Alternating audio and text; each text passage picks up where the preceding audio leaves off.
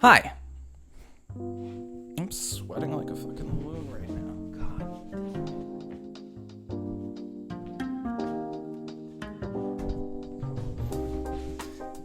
Hi. Welcome to the channel. My name is Marcello, and today I want to talk about something near and dear to my heart, probably to a lot of yours as well, and that's the Harry Potter novels.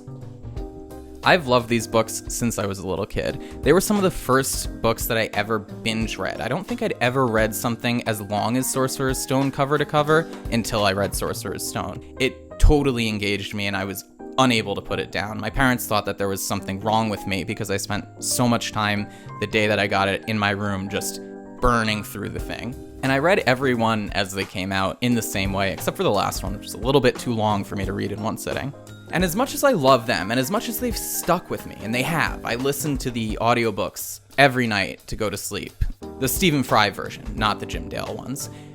And I still get a lot of enjoyment out of them. I find them comforting and nostalgic, and still immersive and engaging, in spite of some of the things I'm going to talk about in this video. But something that's always bothered me about these books is that I don't believe that if you were to judge them by the same standard that you judge other fantasy works, they would be considered great fantasy. I do have a theory of why they are still excellent novels and why their readers are so engaged that I'll get to in the second half of this video. But first, let's get through some of the reasons why I don't think that, as fantasy novels, these hold up quite as well as a Joe Abercrombie book, or a George Martin book, or any of the other more modern fantasy novels that have come out since, or that were coming out at around the same time. So if my conclusion is that she's not a great fantasy writer, what are the premises? I guess my first premise would be that good fantasy needs good world building, and I don't think that Rowling has that. When I think about the Harry Potter universe, some of my biggest questions are about really fundamental aspects of society. For instance, Ron is poor. It's a core part of his character that the Weasleys are poor. In a society where you can duplicate anything with your wand, where you can duplicate water, you can duplicate food, can you really be poor? How do you have a goods-based economy when goods are meaningless? How do you have a currency when goods are meaningless? I know that you're not supposed to be able to create food out of nowhere, but Mrs. Weasley does this in book 2, so that's a little inconsistency right there as well. But regardless, you can definitely duplicate it or make it bigger if you already have it. So the concept of poverty really doesn't make much sense. Another thing is space.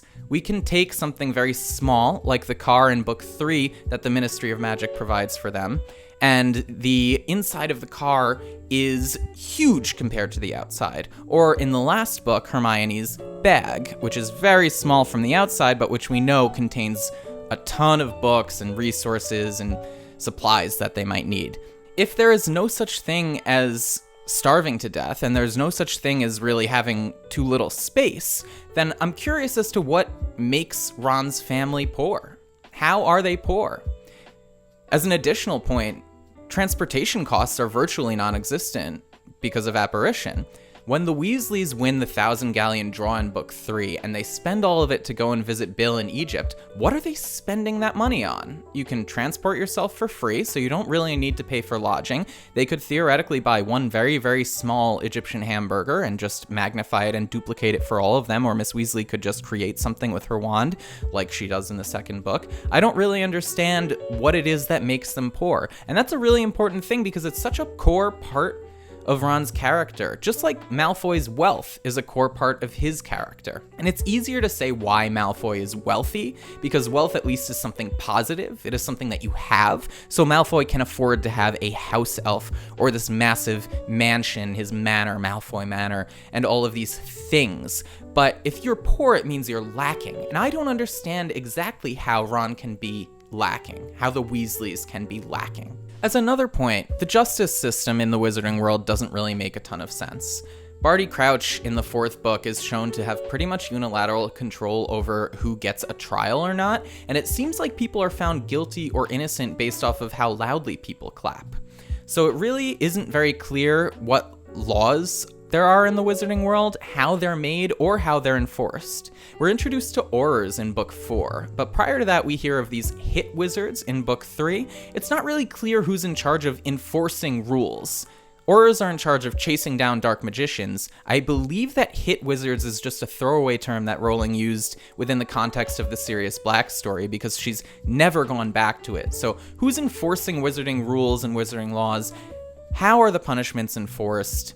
The Dementors are prison guards, but we see them also used to chase down or search for prisoners. So it really doesn't make a lot of sense, and these questions aren't answered within the books themselves. Even things like the wizarding population are very unclear just within the books. And I'm not really going to get too much into the Pottermore stuff here, to be clear, and I should have said this up front, sticking with what is contained within the pages of the books here. But wizarding population, how many of them are there? Because it seems like, and I've done the math on this, there should be around 200 something kids in Hogwarts. If you assume that there are approximately the same amount of people in the other two wizarding schools, and we never hear about any others in the books, but let's say we're just talking about Europe here. It seems like there are only maybe 1,000 kids in the wizarding world. So how many adults can there really be? And if there are only 1,000 kids, and let's say 2,000 or 3,000 adults, then who are all these people that make up the stands in the Quidditch World Cup, for instance? Or when Harry and Ron and Hermione visit the Ministry of Magic, a number of times there are always crowds and crowds of people. Or in Diagon Alley, there are always crowds and crowds of people. How are there all of these people in a society where it seems like having wizarding blood is exceedingly rare, and it also seems like all of these wizards know each other? And as a final point on this one, and I'm not going to get dragged down just going through every single minor inconsistency in the book, there are a lot of them, and I have a podcast where I actually discuss them all in detail. It's called The Critical Potheads. I do it with my girlfriend Margot, my fiance. It's on Spotify. I'll also link it in the description. But a final thing is very small inconsistencies just throughout the book. Things like whether or not prefects can take away house points. This is a really big one for me. In book 2, Percy takes house points away from Harry and Ron after they're caught leaving Moaning Myrtle's bathroom. However, later on in the series, when Hermione and Ron are made into prefects, they lament specifically and on multiple occasions that they can't take away house points. They're only able to give out detentions.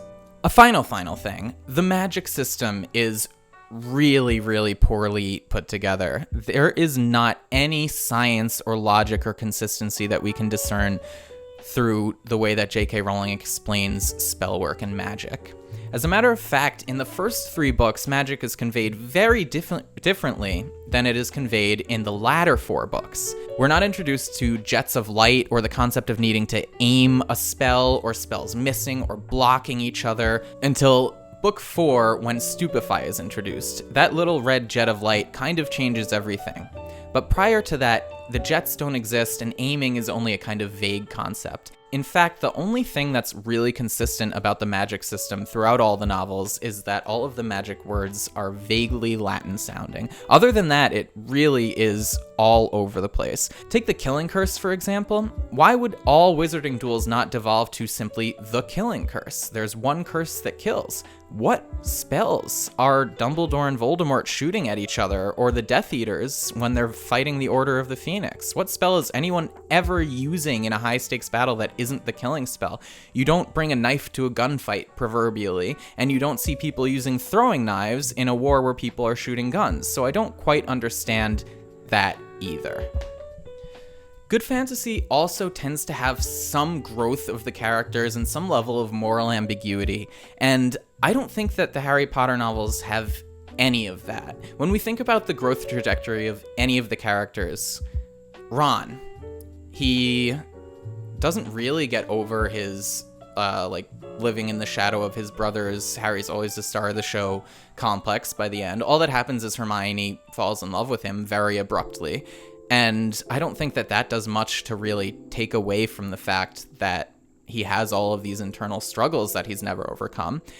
Look at Hermione. She doesn't grow at all. If anything, she learns to break a few rules, but this doesn't seem like really substantial character growth. And in fact, I think that this growth happens really early on in the series. Harry doesn't grow a bit throughout the series. I think he's one of the most poorly written main characters of a book that I've loved. The only consistent thing about Harry's character is that he is always baffled and confused. And I think that his character exists purely as a vehicle for us, the reader, to relate to his confusion. But you would think that after however many books and however many times he's seen magic, his jaw would stop hitting the floor every time he sees a new instance of it.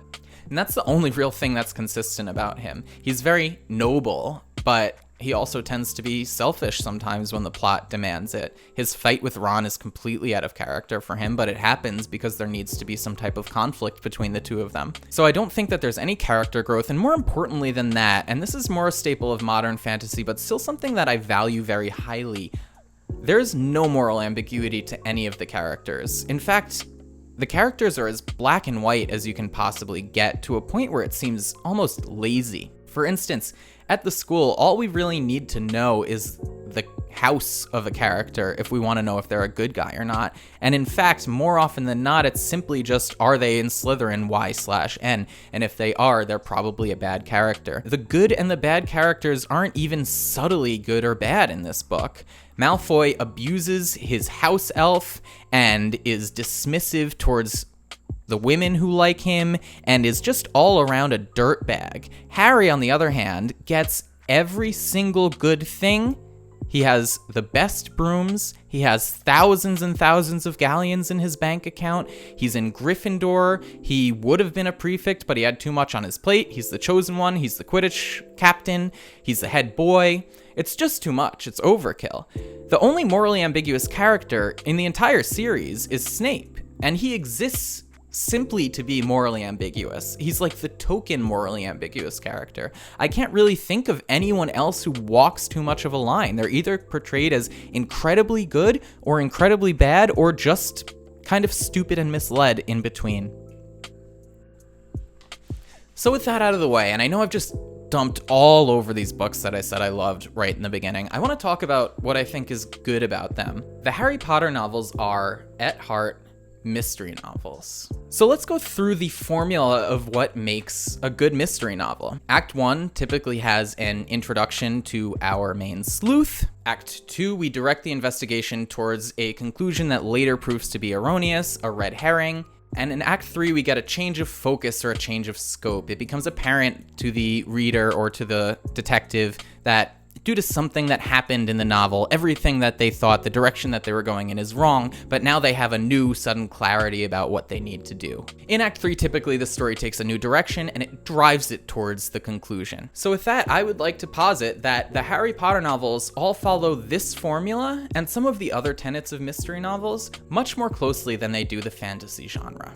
Let's take a look at the Chamber of Secrets through the lens of what I just discussed, the formula for a good mystery novel. In Act 1, you introduce the mystery. We have Harry, who's our sleuth, and we have Dobby. He presents the big mystery of the novel, which is, what is the Chamber of Secrets? What is happening? What's happening is really the big mystery. Who's killing people? What's going down at Hogwarts? Students start to become petrified within the first act, and you start to really get a sense of foreboding, like something is going on. Harry hears these voices. We're trying to figure out who this is or what could possibly be happening. This brings us to Act 2, which is the Malfoy theory. He's the red herring for this book, and it's obvious why. He's the main bad guy other than Voldemort that we've met, and it seems pretty clear that he's probably the one who's doing all of this bad stuff around the school. In a fantasy novel, you might say, okay, great, and he is the one, but in a mystery novel, this is an obvious red herring. So Act 2 of the book is largely focused around Harry, Hermione, and Ron trying to get the Polyjuice Potion together so that they can go and interrogate Malfoy with the disguise of being some Slytherins, and go and find out exactly how he's opening the Chamber of Secrets. This happens about 2/3 of the way into the book, and they find out that it's not him. Which brings us to Act 3. Malfoy is cleared as a suspect, and due to totally unforeseen events, Hagrid is suddenly thrust into the spotlight as a potential suspect, arrested. This leads us to Aragog, and following Aragog finally leads us to the spiders, which leads Hermione to have her great revelation, which leads Harry and Ron finally to the Chamber of Secrets. This is just one book looked at through this lens, but when you think about it, all of the novels have their own core questions and their own red herrings and their own central mysteries that Harry, the main sleuth, has to solve. In the Sorcerer's Stone, sorry, I listened to the British books. In the Sorcerer's Stone, it is what is being kept at Hogwarts and who's trying to steal it. Snape is the obvious red herring there. Chamber of Secrets we just went through. In book 3, our question is, who is Sirius Black? And then why does he want to kill Harry? And this is the best book for me because it has a twist that just won't give up. But again, it's really more of a staple of a mystery or a thriller novel, a twist like that changes the entire context of the book and the characters and their motivations, and that sheds new light on the mystery that Harry's been trying to solve for the entire novel. That's a mystery twist, not a fantasy twist. In Goblet of Fire, we have who put Harry's name into the goblet, and more importantly, why? And we're led to believe that it's Karkaroff, and we're given all of these other different red herrings until finally, again, another big character twist that totally changes the texture of the investigation that's been happening, and that lets us reread the book with a new understanding because now we understand that the characters' motivations were different. Again, this is a mystery thriller twist. This is not a fantasy twist. In Order of the Phoenix, the mystery is what is in the Department of Mysteries, or what is this weapon that Voldemort's looking for? And this is kind of a grander scale mystery too, because it sort of answers the question of why was Voldemort ever looking for Harry in the first place. In HalfBlood Prince, nominally the mystery that we get is who is the Half-Blood Prince, but the actual mystery here takes a little bit of a backseat to the awful love story that Rowling feels she needs to shoehorn in to prove that her characters have hit puberty, I guess. And it also takes the backseat to the just overall darker tone that she's trying to hit to just kind of show us that these books are getting serious and that the plot's tying up. In the final book, you can make an argument that the mystery is what are the Deathly Hallows and do they work? But I really think that this is the one novel that is the exception to the rule. I think that Rowling uses this novel mostly to just try to connect all of the books in an overarching plot and tie up a lot of the loose ends that she's left open. So I think that there isn't too much of a core mystery to this one. But that doesn't really change my theory too much. So with all of this in mind, I think, for me at least, it's a really safe bet that I enjoy these the way that I enjoy mystery novels. I don't enjoy them the way that I enjoy fantasy. They aren't escapist for me. They keep me thinking and guessing. They're engaging because they ask questions and then provide answers to them that may or may not be true, but we can trust that are going to be answered eventually. So I've thought about this for quite a while. And something really interesting happened 3 or 4 years ago, maybe longer, whenever Murder at the Orient Express by Agatha Christie was adapted into a film for the second time and was in theaters. I saw it with my fiance, my girlfriend at the time, Margot, and I noticed that there was a side character, a very peripheral character in there named Hermione. And that got me to thinking a little bit. And so I got home and I did a little bit of Googling, and I was able to find absolutely nothing other than one Google Doc that was made in a Google group a number of years ago. I will link to that group and that doc down below, but it's in a very old format, where someone noticed this parallel and a bunch of others. And I don't think that this really changes much, at least by way of my argument as to what these books are, but I think it provides some really interesting context and food for thought as far as who J.K. Rowling is as a reader, not just a writer, and who she is as a writer as a product of that. So I was reading this doc, and it basically makes the case that there are a ton of parallels between the J.K. Rowling Harry Potter novels and Agatha Christie mystery novels. And these aren't really plot parallels, they're names and little inconsequential things, but things that are a little bit too much to be a coincidence. I'll read through a few of them for you. In the novel Murder at the Vicarage, there's a character named Lestrange who's described as a mysterious woman with a pale, beautiful face and something sinister about her. Mrs. Lestrange is married to a character named Lucius in this book. In the book The Sleeping Murder, there's a couple named Lily and James. In a separate Miss Marple mystery, there's another couple named Lily and James. In Appointment with Death, there is a young girl with bright red hair who is hypnotized and taken advantage of by a stronger, more predatory personality, and her name is Ginevra, which is Ginny's actual name. In the book The Clocks, there's a character named Arabella, and she's a cat. And her owner has a ton of cats. She's described as having about 14 cats. And Arabella is actually Mrs. Fig's first name, Harry's neighbor from across the street, who has all of the cats. There are a few Christie novels, like At Bertram's Hotel, featuring young men named Ron, and many of them are specified as having red hair and freckles. So I don't think that any of these small parallels, and there were a ton more. I really encourage, if you're interested in this, clicking the link below. I just picked some that I thought were the most obvious and the most interesting. None of this is to say that J.K. Rowling stole anything from Agatha Christie. She obviously didn't. But I think that we can look at this and draw some conclusions about what she likes to read. Rowling, I mean. I think that she likes to read mystery novels, and I bet she was a really big Agatha Christie fan, and I bet that the mystery novels that she read helped her internalize, a little bit at least, what she wanted her stories to look like. And we see that writ large in the Harry Potter books. They're not fantasy books, they're mystery books. And as another case in point, J.K. Rowling has another series that is written under a pseudonym. She calls herself Robert Galbraith, and they're all regular, just boilerplate mystery novels featuring a detective and his sidekick, and they are wonderful. I love them. I might like them in a vacuum more than I like the Harry Potter novels, to be completely honest. I think that they're super engaging, and they let J.K. Rowling really excel at what she's good at, which is writing a plot that just moves forwards and characters that are engaging. And I'll say the character growth in these novels is actually quite a bit better than the Harry Potter novels too, because they're written for an adult audience, so some more adult themes can be touched on, and some more gray areas of morality can be addressed. I really, really highly recommend them. So I think I'm going to conclude here. Just some food for thought, and none of this is really meant to be a judgment, a value judgment on the Harry Potter novels at all. If you like them, great. If you love them, great. If they're your favorite fantasy books, great. I love them too, but they're not my favorite fantasy books. They are up there on my list of favorite mystery novels, though. Tell me what you think below, because I'm really interested in talking to some more people about this. I might be just completely full of it, but I'm never gonna know unless you tell me.